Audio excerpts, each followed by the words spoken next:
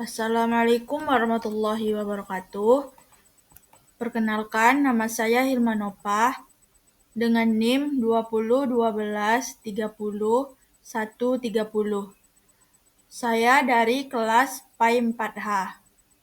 Di sini saya akan menjelaskan tentang hukum pernikahan.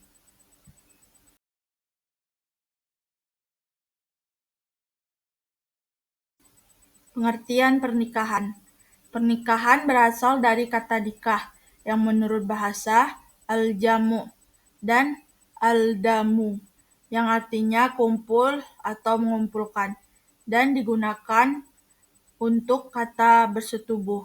Nikah bisa diartikan dengan akdu al-tazwij yang artinya akad nikah dan juga bisa diartikan wat'u al-zaujah bermakna menyetubuhi istri. Definisi yang lain mengemukakan bahwa nikah berasal dari bahasa Arab nikahu yang merupakan masdar atau asal kata dari kata kerja nakaha, sinonimnya tazawaja, kemudian diterjemahkan ke dalam bahasa Indonesia sebagai perkawinan. Menurut istilah ilmu fikih, para fuqaha mendefinisikan nikah yaitu suatu akad perjanjian yang mengandung kebolehan melakukan hubungan persetubuhan dengan memakai lafaz nikah dan tazwij. Selanjutnya, dasar hukum nikah. Dalam Quran Surah An-Nur ayat 32 yang artinya, dan kawinlah orang-orang yang sendirian di antara kamu dan orang-orang yang layak berkawin dari hamba-hamba sahayamu yang laki-laki dan hamba-hamba sahayamu yang perempuan. Jika mereka miskin, Allah akan memampukan mereka dengan kurnia-Nya, dan Allah Maha Luas memberiannya lagi Maha mengetahui.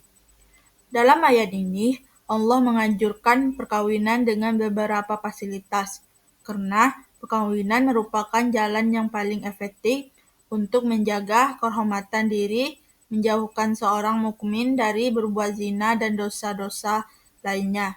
Pernikahan juga sebagai satu-satunya jalan untuk mendapatkan keturunan yang baik dan membina masyarakat yang ideal. Oleh karena itu, ayat ini juga mengharuskan orang tua untuk menjaga kehormatan keluarganya dengan cara perkawinan tanpa membebani dengan masalah harta atau yang lainnya. Selanjutnya, hukum nikah. Hukum nikah pada dasarnya bisa berubah sesuai dengan keadaan pelakunya. Ini disebabkan kondisi mukallaf, baik dari segi karakter manusianya maupun dari segi kemampuan hartanya. Hukum nikah tidak hanya satu yang berlaku bagi seluruh mukallaf. Masing-masing mukallaf mempunyai hukum tersendiri yang spesifik sesuai dengan kondisinya yang spesifik pula, baik persyaratan harta, fisik, atau akhlak. Nikah ditinjau dari segi hukum syariat ada 5 macam. Terkadang hukum nikah itu wajib, terkadang bisa sunnah, terkadang bisa haram, kadang menjadi makruh dan mubah, atau hukumnya boleh menurut syariat. Selanjutnya, rukun dan syarat pernikahan. Rukun pernikahan.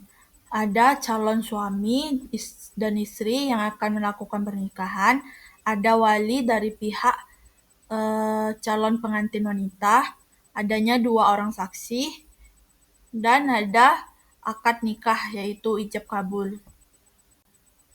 Syarat sahnya pernikahan. Syarat-syarat calon suami: beragama Islam, bukan mahram dari calon istri, dan jelas halal kawin dengan calon istri, terang atau jelas bahwa calon suami itu betul laki-laki, orangnya tertentu atau diketahui, dan calon mempelai laki-laki kenal pada calon istri, serta tahu betul calon istrinya halal baginya. Sudah tuh syarat-syarat calon istri. Beragama Islam, tidak ada halangan syarat seperti tidak bersuami, bukan mahram, tidak dalam masa iddah, terang bahwa ia wanita bukan khunsan atau banci. Wanita itu tentu orangnya atau jelas orangnya, tidak dipaksa, dan tidak sedang imron haji atau umroh. Syarat-syarat wali: laki-laki muslim, balik, waras akalnya, adil, tidak dipaksa, tidak sedang berikhram. Selanjutnya, syarat-syarat saksi. Adapun syarat saksi yang menghadiri akad nikah haruslah 2 orang laki-laki muslim, berakal, tidak sedang mengerjakan ihram, melihat dan mendengar serta mengerti akan maksud akad nikah. Syarat sighah atau ijab kabul. Ijab dan kabul antara wali dan calon mempelai pria harus jelas, beruntun, dan tidak berselang waktu. Akad nikah disanakan sendiri secara pribadi oleh wali nikah yang bersangkutan. Wali nikah dapat mewakilkan kepada orang lain. Yang berhak mengucapkan kabul ialah calon mempelai pria secara pribadi. Dalam hal-hal tertentu, ucapan kabul nikah dapat diwakilkan kepada pria lain dengan ketentuan calon mempelai pria memberi kuasa yang tegas secara tertulis bahwa penerima wakil atas akad nikah itu adalah untuk mempelai pria. Dan dalam hal calon mempelai wanita atau wali keberatan calon mempelai pria diwakili, maka akad nikah tidak boleh diansurkan. Selanjutnya, mahar atau mas kawin. Mahar adalah hak mutlak calon mempelai wanita dan kewajiban mempelai pria untuk memberikan sebuah akad nikah dilangsungkan. Maka mahar merupakan lambang menghalalkan hubungan suami istri dan lambang tanggung jawab mempelai pria terhadap mempelai wanita yang kemudian menjadi istrinya. Selanjutnya masuk ke poin terakhir, yaitu tujuan pernikahan. Yang pertama, sebagai ibadah dan mendekatkan diri kepada Allah Subhanahu wa taala. Nikah juga dalam rangka taat kepada Allah Subhanahu wa taala dan Rasulnya, untuk infak atau menjauhkan diri dari hal-hal yang dilarang dan membentengi diri, dan mudho'ah, yaitu bisa melakukan hubungan intim. Yang ketiga, memperbanyak umat Nabi Muhammad SAW. Yang keempat, menyempurnakan agama. Yang kelima, menikah termasuk sunnahnya para utusan Allah Subhanahu wa taala. Terakhir, kesimpulan.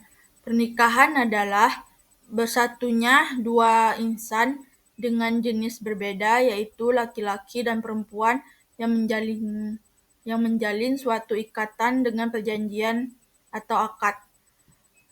Hikmah dalam pernikahannya yaitu 1. Mampu menjaga kelangsungan hidup manusia dengan jalan berkembang biak atau keturunan. 2. Mampu menjaga suami istri terjerumus dalam perbuatan nista dan mampu mengekang syahwat serta menahan pandangan dari suatu yang diharamkan. Yang ketiga, mampu menenangkan dan menenteramkan jiwa dengan cara duduk-duduk. Yang keempat, mampu membuat wanita melaksanakan tugasnya sesuai dengan tabiat kewanitaan yang dicipta. Yang ketiga, selanjutnya tujuan pernikahan yaitu untuk memenuhi tuntutan naluri manusia yang asasi, untuk membentengi akhlak yang luhur, untuk menegakkan rumah tangga yang islami, Islami. Terima kasih atas kesempatan kali ini. Sebelum saya tutup, saya mau berpantun dulu. Naik sepeda ke Bukit Tinggi, bertemu teman di tengah hari. Sampai di sini presentasi dari diri ini. Semoga dapat menambah ilmu di hati. Sekian, maaf apabila ada kekurangan dalam menyampaikan materi tadi. Saya akhiri. Wassalamualaikum warahmatullahi wabarakatuh.